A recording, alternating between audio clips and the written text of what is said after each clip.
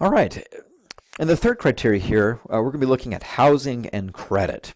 Now, as a historian by trade, I know that America has a very bad history in terms of discrimination in aspects of housing and in credit.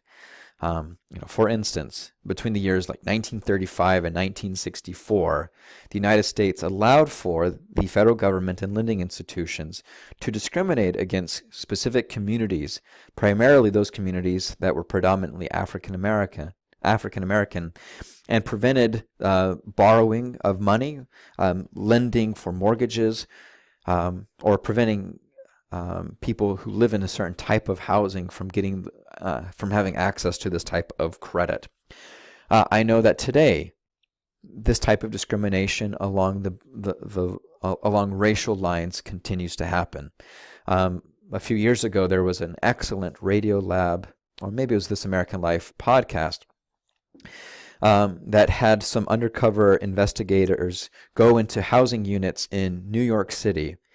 And so the first one, they would have an African American man walk into a housing development and ask about vacancies.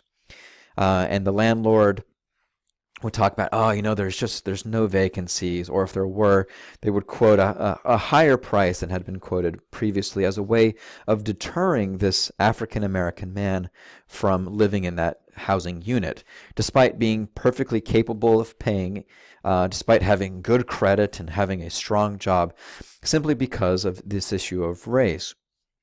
And then after this African American man would leave, a white woman would walk in and ask the exact same questions, and the landlord would say, "Oh yeah, we have 3 places. Why don't I go upstairs and show you, and we can go ahead and fill out the applications now."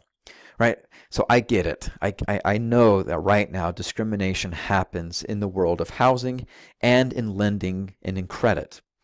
The question that we have to consider, though, is this ethical? Right? If this was my building, if this was my home, should I be able to determine who lives in my house?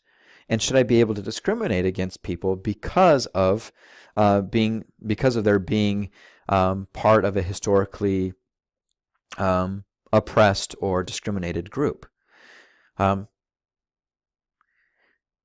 So if I was a landowner, if this was my house and I was renting it out, and somebody came in completely able to pay, but they were, say it was a homosexual couple, would it be fair for me to deny them, even though they have good credit and good jobs and have great references? Would it be okay for me to deny them to live in my home, to rent from me, because of that?